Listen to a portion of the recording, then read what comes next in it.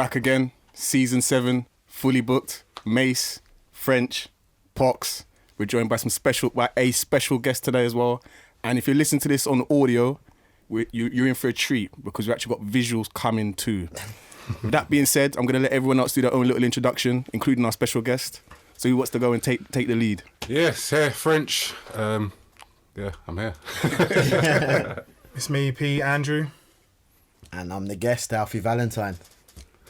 Thanks for coming in, Alphie. Thank you. Appreciate it. Definitely, as I said, we heard you on another podcast and we thought we had to get you on here, especially with the book that we're going to be doing and the subject matter that we're covering. You're definitely the ideal guest for it. Thank you very much. Thanks for coming. I appreciate that. To give everyone a little idea, I know a bit about you. I've done a bit of research, but if you want to give some of the listeners just a quick rundown of what you do and some of the journey that you've been on so far. Okay, so I guess if we take it right back, I'm originally from Hackney. Cool. Moved out of Hackney when I was 8. Moved to a heavily white area in Surrey called Coulsdon, and just got into a whole heap of madness from when I was young. As you do. Yeah, exactly. Rolling with the wrong guys. Then got kicked out of school. From that, even further, moving in gangs and just petty nonsense. Then I had a bit of a defining moment whereby I was using a flasher. I was using the flasher, Scratchy, back in the day. Got on a bus, night bus, an N68. I was with my brother. The bus driver kicked me and my brother off. Well, he kicked my brother off and I followed him because obviously it's family. You can't leave family, otherwise I would have really. Yeah, held some licks. Yeah, exactly. literally. Imagine that. Get back to your yard and your mum's like, "Where's your little brother?" Exactly. Nah, it's not happening. Yeah, and then from that, my life just went into it kind of went into some sort of it was like a whirlwind. Long story short, whereby because of one situation that I avoided, and it was an angel. I can only call it angel energy. Was protecting me. I avoided going to prison because all my friends that were on the bus went to prison. They served between 4 to 7 years. Hold on, sorry to cut you. So this is the same bus journey where you got kicked off? Yeah. Okay, something happened on that bus. Yeah. Wow. They got into an altercation, and from that I started really understanding the energy and really going in life, because I know it sounds mad cliche, but you've only got really one shot, so you can't be living your life through anybody else's eyes or on anybody else's terms. So from then I kind of went, okay, I want to make money. I went into some dead jobs for a little while, just doing anything to stack peas and go and do stunting. I was just stunting, partying. We've all been there. You know what I mean? Those jobs, before I go any further, Hit me. See with some of those jobs, would you say that you've learned some skills along the way? Yeah, mainly communication. Okay. Mainly communication. We're thrust out into the world and you never really told and taught how to speak to people. Do you know what I mean? So when I was there, I guess being in a corporate environment, you can't be road, innit? Yeah, you can't get away with any of that nonsense. Just fling you out. So I learned how to speak with people, deal with people. So I've got them sort of skills from there. And then I just got catapulted into a sales role. And then the money that was coming to me was just phenomenal. Completely changed my perspective, completely changed my access. You can stunt on them, you can say numbers. I heard the numbers. Everyone wants to know the figures. Yeah, like at the heights of it, I was earning 100 bags a month. Mad. A month? Yeah, 100. How far back we going here? 2000, and I earned that type of dough from 2011 to like 2013 consistently. Okay. And you don't have to answer, but kind of what age range we're talking where you at this? 27. Wow. Yeah, I was getting it in, man. I was fucking next level nonsense. Yeah, just really mad access. And when I was doing that and earning that type of money, obviously you lose your way. Yeah. You really do lose your way because everybody treats you like a king, man. You can do whatever you want, whenever you want. Nobody tells you no. You lose perspective. It's mad. But throughout that whole journey, I guess the reason why you invited me on is purely and simply because throughout that journey, one of the things that I was is a massive avid reader. That literally, like I always say, the importance of books is next level, because what you get to do is you get to buy somebody's life journey for a fraction. Of course. For a fraction. Gems. For an absolute fraction. Yeah, like gems. For me, it goes even deeper than that, because for me, like somebody might live for 25 years working out their craft, skills, whatever, whatnot. You can read their book in 25 hours. What a bargain. You can listen to it now. Listen. 6-7 hours. What a bargain you're getting. So that's always something I maintained, and that really propelled me. Like, we'll talk, but that really propelled me. Some of the books, literally, because it plants a seed in your mind, and that seed is just growing, and then when it's ready to sort of blossom and flower, what it can do for you is next level. Yeah, absolutely. So that really helped me. And then I literally, long story short, was partying, going mad for a long time. Then the business just absolutely failed underneath us. And because it happened all literally within a few months, I fell into bankruptcy, lost everything. Everybody fucked off. Nobody wanted to hang around with Alphie. Alphie weren't cool anymore. And How did that make you feel? man, I got to be real, I just went into mad depression. Even as I say it now, it gives me kind of goosebumps if I'm being completely honest, because it's a very, very dark moment in your life whereby because this is what everyone says, depression and sadness, I get that, but imagine being from that type of height. Yeah. That type of height to that type of low, and the madness is I had to mask it from everybody. I couldn't show anybody because I still have mad outgoings. Of course. So when you're doing that madness, what you're doing, you're shotting everything. I was shotting all my watches, everything. I was shotting clothes. Do you know what I mean? Everything, just to make sure that the people around me, were still cool. And every time you're doing them things, you're just really losing mad confidence. The circle's getting smaller, and mate, just fell into mad depression. And what can I say, man? I was there for a little minute. Did you still have your faith in books at this point? Nah, at that time, I weren't reading as much at all. It was just about surviving, man, really. That was it, just about surviving. And just doing whatever it takes to be able to pay the bills and make sure that the people who you loved around you, my mum, my family, my kids and that, didn't feel the same sort of pinch that I did. And then throughout that, what did actually help me, which I did get from a book before, well, I kind of amalgamated it before, was like a system for writing goals. And this goal writing system got me every watch I wanted, every car I wanted, like literally everything that I wanted positive. So I just went, you know what? I'm in the same sort of situation where I want something. It's just on the reverse. It's not something materialistic or flashy. I want to get out of this mental prison that I was in. Do you know what I mean? So I literally used that, and it literally catapulted me up, because instead of having it, I call it like inside out, when you got all these voices. One person's going, yeah, you're a star. One person's going, you're a waste man. You got all these voices just playing off in your mind. I was able to just take it out to what I want and just focus on it. And that realignment with what I actually want instead of what I don't want, which is so subtle, but the results are so different when you can focus on what you want instead of what you don't want to happen. That just fling me out. And I started again, man, and now I'm building and just sharing the journey. And what was that turnaround like in terms of the actual time frame? Because I listened to your story on the Half Cast podcast, and I was glued, because I was discussing it with French very briefly on the phone, and then bam, I just listened to the whole podcast all the way through. And as I said, obviously I was glued to it. So you're talking about writing down goals and stuff like that. I remember you saying obviously that was really, really important, that people don't do that often enough. And obviously I know you were talking, I think it was either yesterday or the day before, in your story in regards to your let's say your journal. I don't want to get into that, but I know your journal. But how you hit me there, man. Sorry. What was, that turnaround in terms of from writing down your goals to obviously where you are today?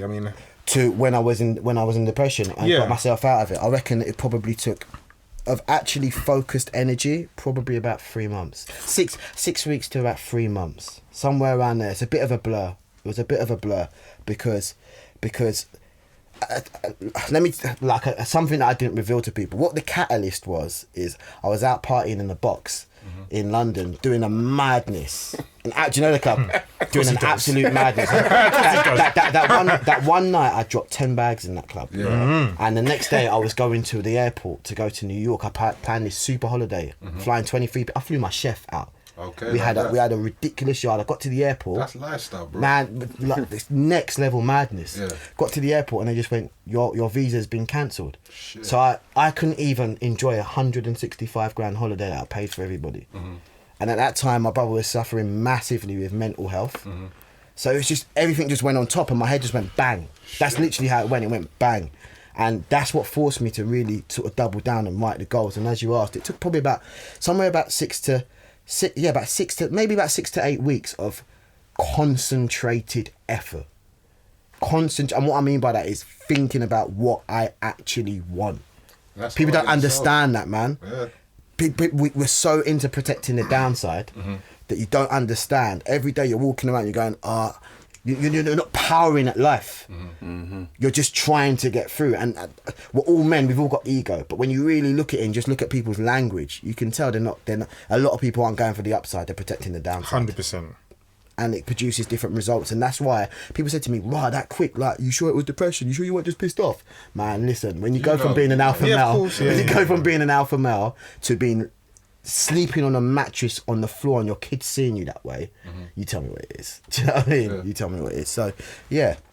And then now I'm building again and just sharing it with people. I just really, as we were speaking before, I think mindset's a massive thing. Yeah, it's 100%. the only muscle that's really worth working. Do you know what I mean? For me, Definitely, do you know what I mean? So yeah, I'm just rebuilding that and sharing and No, we just appreciate going it. through it, man. It's good to hear your. Thank you, man.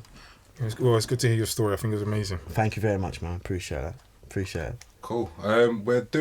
This season we're doing Crushing It by Gary Vee. I think most of people in the mindset realm or I guess genre would have heard of him, or if you're on social media you would have heard of him. So we thought it'd be a good book. But I will say is Crushing It is actually his second book to crush it. Yeah. And when we was choosing the book, we didn't realise it. I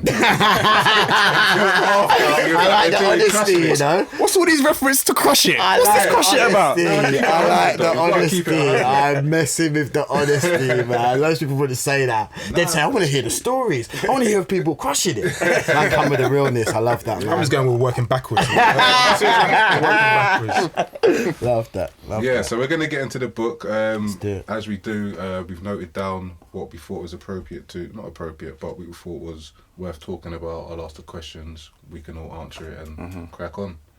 That's good. So yeah, the first part is on page 8 that I'm going to just allude to, where Gary says, even the few who smile uncomprehendingly and offer a mild, great honey, go for it, will likely secretly shake their heads at the sweet naivete of youth. Now, I think, as I'm not a parent myself, but as a parent, wouldn't you naturally want the best and want to have realistic goals for your children? Like from, I guess, doing your sports and your music, and nowadays it's all about vlogging. Like, would you say parents are to blame for stifling children's potentials? Yeah, but my answer to that is it's a very, very difficult time. And I'll tell you for why. Because as I've mentioned in earlier on, through all the experiences you have in life, you get what's known as a world view, how you see the world. So that's how you're always going to operate. So they're not even wrong. That's just what they know. Yeah. So for them, they've grown up on this 40-40-40 plan. You know, Yeah. work for 40 years, 40 hours, retire on 40%. Cool. Do you see what I mean? So they can only really advise from that. They're not of the new world. So that's the reason why I firmly feel that a lot of the, like you said, stifling is purely and simply because it's protecting Yeah, the downside. yeah. It's like if they still get a job, they'll be able to live all right, Yeah. and they forget about the upside. course. That's my 2 pence with that. What about you, boys? I mean, yeah, again, I think it's down to experiences, really. So, I mean, obviously, on the way up here, we were talking about my dad in regards to obviously him trying to convince me. Sorry, because I live a weird lifestyle. So, like, I tell Playboy P. no. So this is true, but well, anyway, I live in Barcelona, all right. So, but I've been back in London I'm back in London quite often, but this year I've been in London more often than not. Okay. But I'm kind of on the mindset where I've never really kind of conform to, I don't work in 9 to 5, so on and so forth. I've got my own goals, my own visions, things that I see very, very clearly, and things I've seen very clearly for good 16, well, I'm 34 now, so yeah, good 16 years as such. So I find it very, very difficult to conform and work a 9 to 5 because I don't believe you ever find the time to do what you want. But like in having a discussion with my dad yesterday, went around to see him for Father's Day. That's another story, but I went around to see him for Father's Day, and he was like trying to convince me to do otherwise. So like he's always been a black cabbie, and he's forever and a day always tried to convince me to become a black cabbie. And in recent time, I've become an Uber driver. So literally just Ubering a little bit, Ubering, and then using that money to either go back to Barcelona, do what I'm doing, or do what I'm doing here as such. So he's like, come on, Andrew, like, just be a black cabbie, you know? Why are you going to Barcelona? New language, new this, new that, so on and so forth. And he was like trying to explain his story, and that when he went to Germany before he came here, he said, yeah, I know. We're talking 1980s. So I know. He said like he had to learn a new language. He ended up doing like odd jobs here and there. He said, I've gone from banking to doing odd jobs. You don't want to go through that process to the point where it takes you 10, 15 years to acclimatise to a country, and then bang. And I sat there and I thought to myself, I said, like, he's talking, like, God bless him, but he's talking to me and projecting his fears onto me. Yeah. And it's the same conversation I actually had with my uncle and my mum probably 3-4 weeks previously, where I was trying to explain to them, for all their skill sets and so on and so forth, why are we scurrying around doing this and the third? And then what my uncle said to me goes, because you're so fortunate, you probably don't understand. He goes, the opportunities available to you now weren't available to us, so we don't have the knowledge and skill set that you have or the vision you have. And I sat down and I thought about it, and I thought to myself, actually, he's right. So, because I'm always barking at them as to what we should or shouldn't be doing. For me, it's a weird one because when my grandparents came over, so my grandparents from my maternal side, they're from Jamaica, and my grandparents from my father's side, they were from Barbados. But when they came over, so my granddad and grandma from Jamaica, they had 10 children. And my granddad, so my mum's one of 10. She got 6 sisters and 3 brothers. And my granddad, he was like, when I was growing up, he was almost like the definition of a proper man. 10 children to look after. He still bought a townhouse, like a 3-story house, Acton, prime location. Sick. When he passed, like house got sold, left all these children with some money, had a house in Jamaica, which one of my uncles lives in. And I always looked at that like, he came, but it was a different generation. So I always looked at it like, he worked hard, he provided for his family, like old school. Do you know that old school? But what like I've come to realise, it's taken me some time, is every generation is meant to do better than the next. So that whole in the 60s and 70s, work hard, provide for your family, we can now be better than that. But it's hard because when I was being raised as a child, all I saw was like my parents go to work, maybe my dad do something dodgy to bring in a little bit extra cash here and there, but it was hard, and that's all I saw. And it was like, you didn't really get to experience, or me personally anyway, it was more about just like kind of get on with life, try and kind of live a bit comfortably, and then kind of see where it takes you, rather than kind of reach for the stars, encouragement. And it's not no one's fault. It's just that when my parents grew up, it was a different generation where it was just about, if you've got a roof over your head, you can feed your child, you're okay. And it was more about kind of that family commitment and enjoying those times with family and close friends, and it was all about that. Whereas we can, as a generation now, we really have the opportunity to elevate. Do you know what I'm saying? We really have the opportunity to elevate. And I think with me, it's taken some time because, conscious to these two, I'm actually in employment and kind of, I am that 9-to-5 guy, if you know what I mean. And I'm kind of, career-wise, I'm not doing too bad. But these two both know kind of, I love to travel. Like, me and French having a conversation about 10 minutes before you arrived. These two know I love to travel. I won't go out for 2 months at my house, and then I'll book a holiday 3 weeks and I'll go traveling around Colombia or something like that. Wow. That's my thing, innit? And I've always said, like, I need to be doing something where either I move abroad or I'm traveling a lot or for work or whatever. And I've got like 1 or 2 things that I really should have cracked on with myself. And it's just kind of, you just put it on the back burner. Like, I remember, and one of the things that you two both know, French and Pops was talking about, that I should have done a long, long time ago. I remember once I ran the idea past my mother, the worst thing I could have done. I ran the idea past my mother, and she turned around and said to me, no one's going to be interested in that. Bam. And I parked it off for ages. And that one little, it's not her fault. It's not her fault. I do not blame her. She's done very well to like raise me and do well and keep a roof over their head and all that kind of stuff. But she was of that mindset that who's going to be interested in that? Or you just kind of get on with life. You try and get your next job and, try and do a little bit better, and that's good enough. Yeah, 100%. Do you get what I'm saying? 100%. So it's weird. So I think it's important. I'm not a father yet myself, but I think it's important. And I know when I do have kids, I'm going to try and get them into Spanish classes from young. Spanish classes, I'm going to try and get them to play the cello, the violin, various different lessons. Wherever they take to, I will push and encourage them. That's what I'm going to try to do. Get them to every single thing I can. Give them experiences or options. And then whatever they want to take to, go for that. Do you know what I mean? Because I never had that kind of... With me, my dad, football, you football. Do you know what I'm saying? I did love football, but I was never the most gifted. I wasn't going to make it. Whereas there's probably other stuff that I never ever got introduced to that I might have been fantastic at. Do you know what I'm saying? Yeah. That's just how it goes.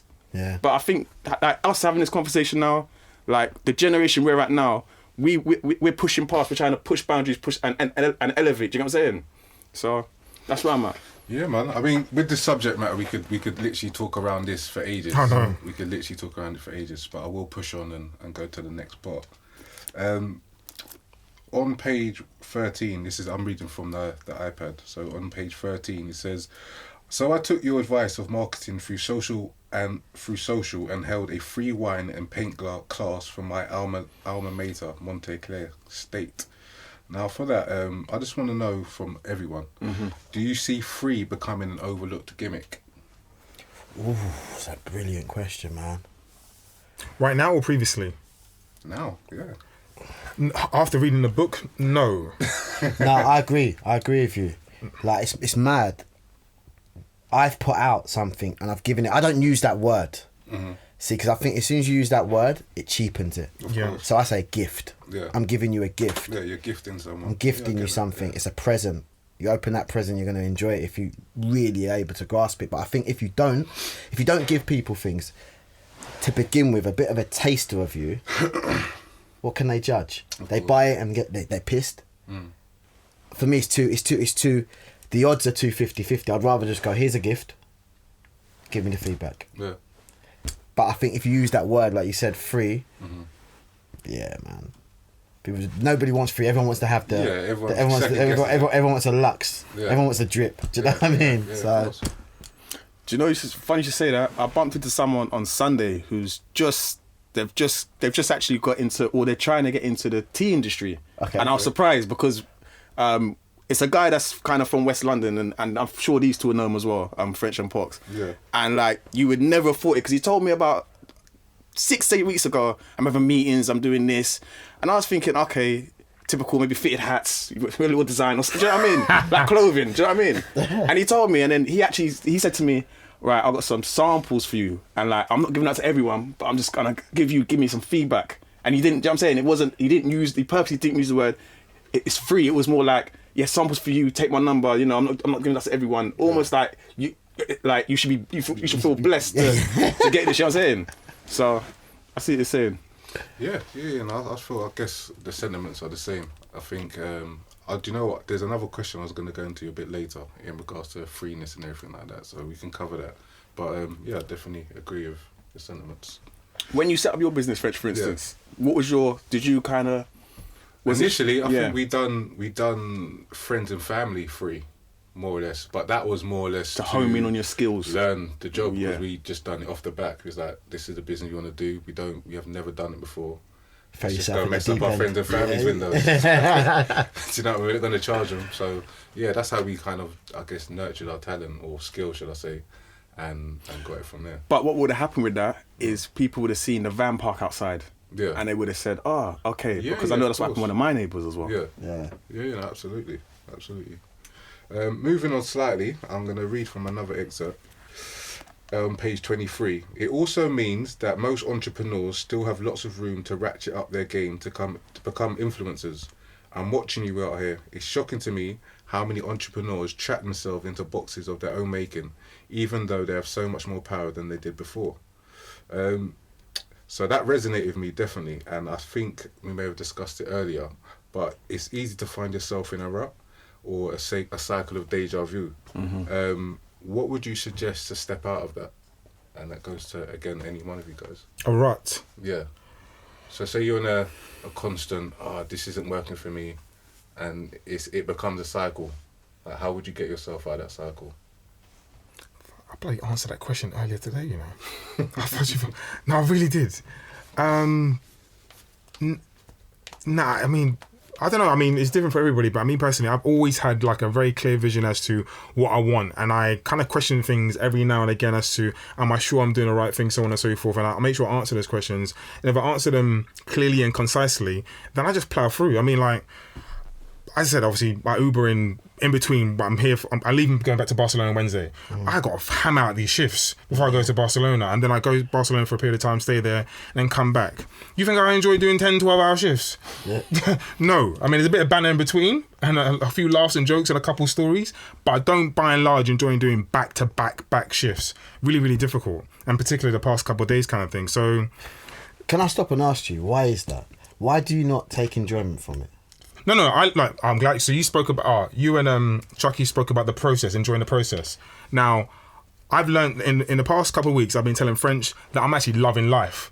All right, because I'm beginning to see things take place. Following actually reading this, like small little bits and pieces, and I was like, I know what the fuck I'm doing. I don't usually swear. All right, so like I know what I'm doing. All right, things are very, very clear to me. Like, so we're talking about free and stuff like that. Like, I was sitting there thinking to myself, a lot of stuff I'm doing, whether it's wanting to record content, this and that and the third, it's all free. But where's it all going? And then when I married a lot of the things up that I was doing anyway, I thought, I see where the value's coming. It's mad that you say that, because for me, when people say to me they're stuck in a rut, I just feel they've lost a bit of touch with gratitude. That's it. As soon as they get entwined with, I'm grateful for absolutely everything. Everything, even what you mentioned earlier on about my diary, what you saw. Yeah. Grateful for it all. It's all part of my journey. So when I'm stuck, if anyone's saying I'm stuck in a rut, it's because purely and simply, for a moment, you're out, you're in your thoughts, and you're not actually taking time to just appreciate what you are here. I always say, when you are in a rut, the best thing to do is level up. Like, if you was to be, say you're an Uber driver, you're not enjoying it, make sure you talk to everybody. Go at it with energy for everybody. You see what it does? It's mad. I always say, be seen in whatever you're doing, then become indispensable. That's how you have to do it.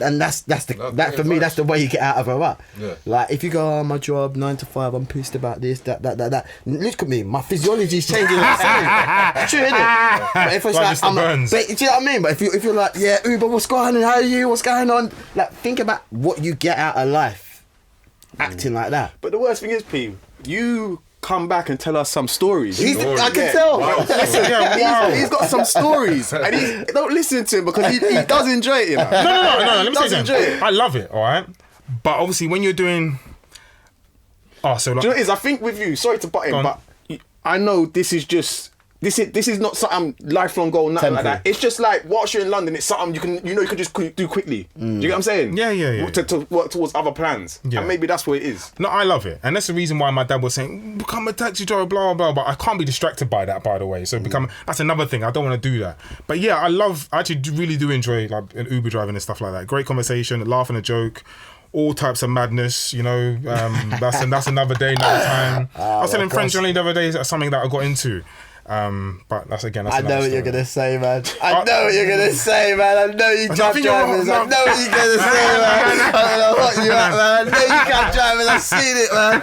I've seen it. Moving on quickly. Yeah. Do you know what? I want to go back into the whole freeness and everything like that. I think that's a good topic. But to jump off from it. He does say she got her first client, a local sustainable food magazine, by sending an email explaining that although she didn't have any formal social media experience, she was sure she could help them develop their brand. Oh, and she was willing to do it for free. It didn't take a lot of convincing for them to take her on as a social media manager. I guess the second part of the first question was, will it decrease the quality? Well, being given out free content or free advice, do you think it will decrease the quality that's being given? I think that's down to the person. You're either somebody who wants to share and you really want to share, or you don't and you're just looking to make a buck. Yeah. And the quickest way you're looking to make a buck, you're almost trying to have one over people. Do you know what I mean? I think if it's in your heart to put out good, you're going to put out good. Do you know what? I think quality always shines through. Yeah, the reason I say that is because I remember going to see. I went and saw. There's an artist called Jacob Banks. I don't know if any of you have heard of him. There's an artist called Jacob. I actually saw him at some talent competition in East London years ago, and what I would say is he's now become like relatively big, and he's gonna be. Well, I think he's gonna be huge. But what I would say is, if you look at it from an artist, for instance, they do the small venues. Maybe it's a £5 to get in. But the quality shines through, and it's like, okay, we could do a bigger venue and now charge a tenner because word of mouth, people have seen some of the footage. So I think the quality always shines through. So if you're going and giving free advice, you're gonna go. If you say you want to work as a school cook or a chef or whatever, and you say, do you know what? Let me come and cook one meal for free or whatever, just to showcase your talents. People start talking, and all of a sudden, there's more demand now for you, and because there's more demand. Guess what? You can now raise the stakes or raise the price, raise the levels. There's only a certain amount of time. Do you get what I'm saying? Yeah. There's more demand than time. Stakes get raised. Do you know it's funny? I was just going to ask another question that followed on to what you just said. You've kind of answered the question because I was going to ask, when do you opt for that big pay after you've started doing a free service or whatever? When do you say, okay, now it's time to start charging for my services? But I guess when you've got an audience and they're willing to put money into your pocket, that will happen with the quality. It's not even that. I don't think it's that. It's more they're paying for that nugget of that nugget of information or that knowledge or what that wisdom or whether you're a comedian, you're giving them that laugh that has cheered them up for that week. Whatever it is, I think they're willing to pay that. They're not thinking of putting money. They're thinking as I'm paying for this experience. And guess what? It's enlightening me or it's enhancing my knowledge or whatever it is. Do you get what I'm saying? I think that's more. That's kind of the way to look at it. Yeah. Or that's the way to look at it. If you're trying to sell something, even rather than look at it trying to line your pockets, it's like actually, am I selling a gem here? Am I selling gems of information, nuggets of information that is going to benefit people? And when they come away from that, they don't even think about the money. I was in Dubai last year, yeah? I got a good friend we got a good friend that lives in Dubai out there, and I've been out there 2 or 3 times. And I've always wanted to do a skydive, yeah? I've always wanted to do a skydive, not a bungee jump, a skydive. And I always looked at the cost of it and thought, especially in Dubai, everything's more expensive there, yeah? Yeah, of course. Let me tell you something. When I done the skydive, when I landed, I can't even remember how much I paid for it. It didn't matter. I know you're not. It didn't matter. Yeah. It didn't matter. Yeah. I was like, wow. I'll never do it again. Yeah. But it didn't matter. You can't pay for something like that. Yeah. Do you get what I'm saying? Yeah. And I think it's the same with other services that you provide. Do you get what I'm saying? Yeah. Yeah. I mean, like, it's funny because like the theme throughout the whole book, kind of throughout the whole book, is about authenticity and respecting your audience and stuff like that. And there's a thing in the book called I want to say thermodynamics, I think it was, or something along those lines.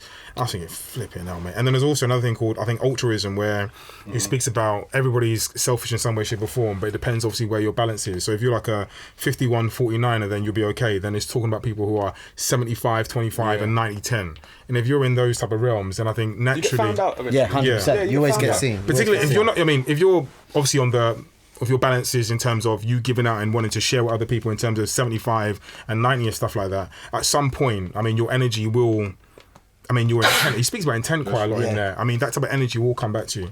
I think as well, if you look at like Zig Ziglar, what's his number one saying? I can get everything I want if I just help enough people get what they want. But you have to fall in love with that.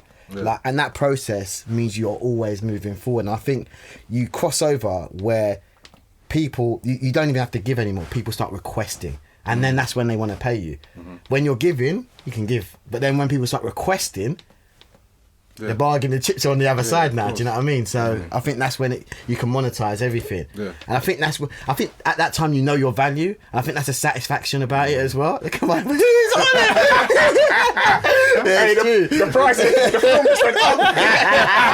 He's like, you better pay me. He's like, you're paying me. You shortchanged me this. Thank you, man. Thank you. And I think that at that point it's no longer I'm giving free. People are requesting. People want to take you places. Do this, and then quite naturally they know that they have to pay you for it. Of course. I think the hard thing though is knowing how to price. Yeah. Which he talks about. Yeah. I don't want to jump ahead, but knowing how to you're price on is the a right tricky mark. one because I remember when I first started on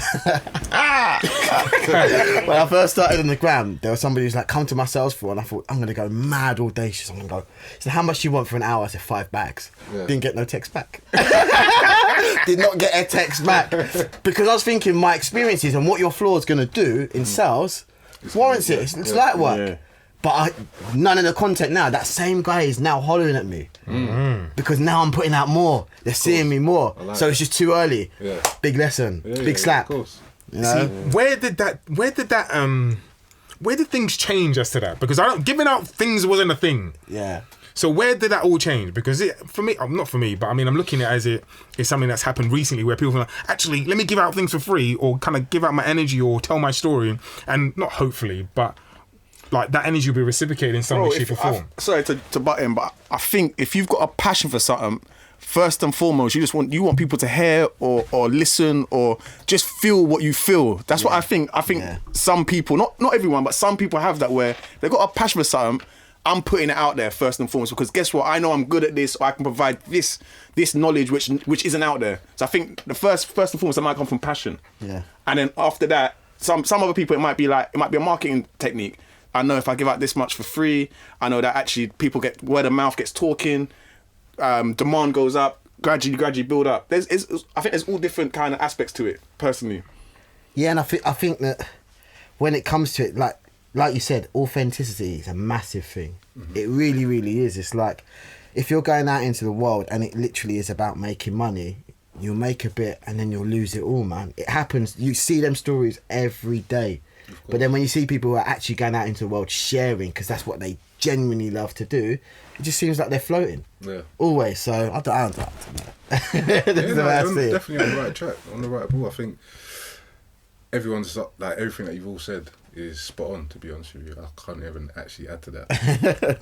But yeah, now you guys are steaming ahead. There's certain questions. Yeah, I know. My bad, man. I haven't asked that again still. But moving on to chapter 2, where it says what still matters, and he mentions what we've just been referring to on page 36. They care, but not enough about what really matters. And what really matters is a pretty short list: intent, authenticity, passion, patience, speed, work, and attention. Now these are gems. Like, how could you cultivate these variables, like in each of their, say, for passion and impatience? Should we go through all of them? Yeah, let's just. Okay, so what's the first? Passion. I think the first one's intent. Intent. Okay. Do you know what?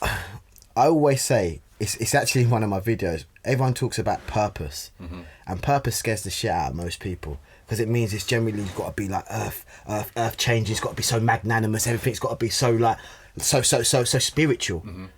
But I changed that, and my view is living life on purpose. So actually having a plan. No matter what the plan is, even if it's, for example, as small as getting up, making your bed, going to work with a smile on your face, that is your actual plan in your head. You watch what happens when you get up the same day and do those, and you go through that motion because you've set it out there as a plan. So for me, intent is following some sort of plan.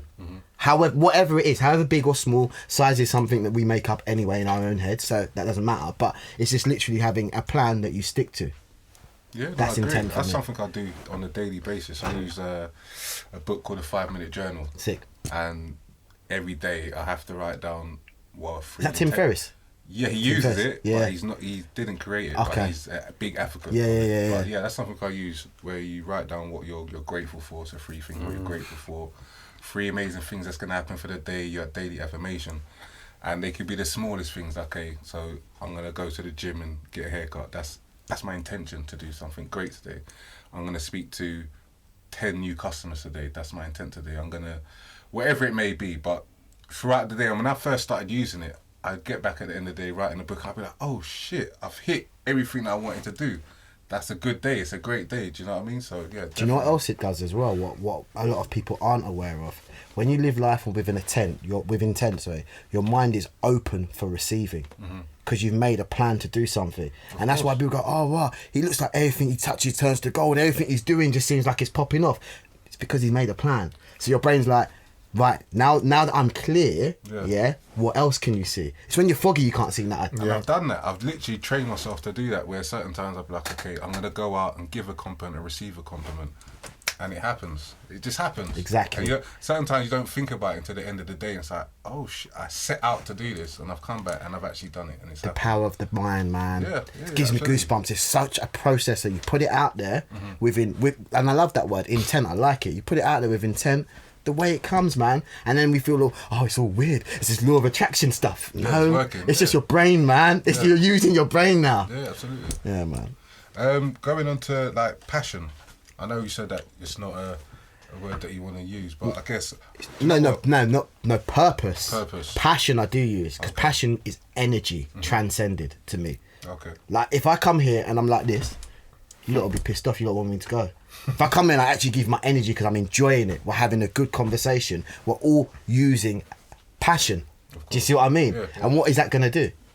So for me, it's about having that. Yeah. It's about It's using your infectious. energy. Using your energy. Yeah. That's all we are. Like if you watch The Matrix is my favourite film. We are all Big film. In it. Big film. Listen, we are all batteries. Yeah. And as soon as you understand that, what are you going to use? You're going to let your energy just dwindle, or you're going to use your energy and literally push it, transcend it. That for me is passion. Dope, for me. Dope. Speed. How would you cultivate speed? I don't know, man. I don't know. I think for me, I'm slightly against this, Gary Vee. Okay. Slightly against this, because I think when you get into that speed, you don't appreciate too much, man. I've done it, man. You just miss out sometimes. Don't get me wrong. Like, do I want to get to London quickly? Yes, of course. Yeah, I'd rather do that than sitting. Sitting Booker's Uber. If I can get on the tube through London, I'd rather do that. Yeah, I value it that time. But going through life so fast, the years are going fast anyway. We're all like 34. Yeah. Like I remember when I was 15. Right. Yeah, like yesterday. Yeah, do you know what I mean? Like maybe because I'm getting older, I want time to slow. I want to just slow down a bit. Do you know what I mean? But that whole like speed thing, I don't know, man. I disagree, Gary Vee. So. Fair enough. Before you go, are you still? Yeah, no, I was going to interrupt. And sorry, my mind's been ticking over. I often go back to what's been said earlier. When you were back in the day 26, 27, you was making up money. Did you have anyone giving you guidance or advice in terms of investments and stuff like that? Yeah, I did. Did you follow that? No. No, badly. No, I didn't. Do you know why? Because 2 reasons. One, I was just mad, flamboyant and arrogant. Mad. I was like Prince Hakeem stuff.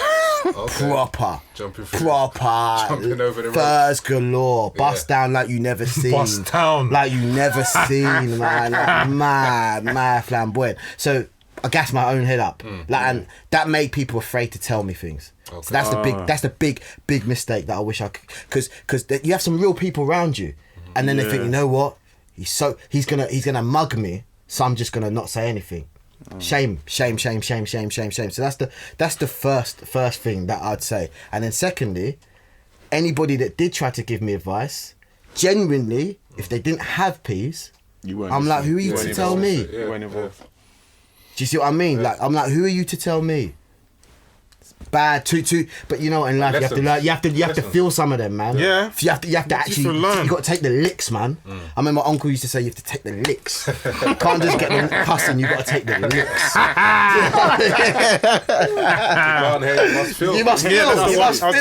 You must feel. So, yeah. Cool.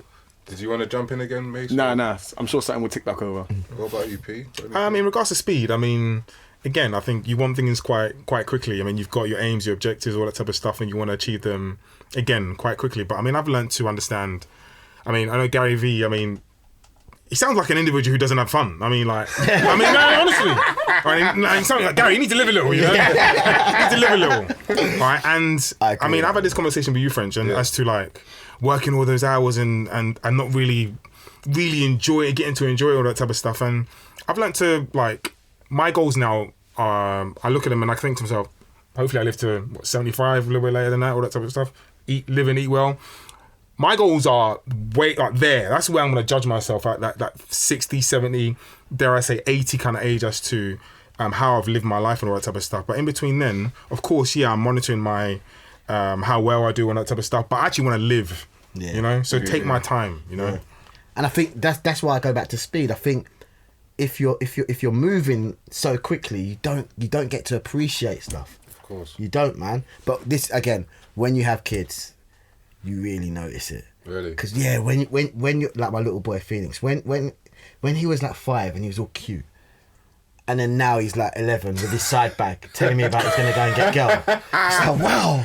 I remember when I used to say them things. You're not cute anymore. Do you know what I mean? So that's when you really want things to slow down. Because ultimately, why do we want things to slow down? Because we know death's around the corner. Mm-hmm. We know death's around the corner. Whatever age it is, it's coming. Mm-hmm. And when you're young, you don't really know it's coming, or you don't care that it's coming. When you get to our ages, you start to put 50. We was literally just bringing up this discussion. Literally in hair. When we got hair, we were talking about really really crazy madness.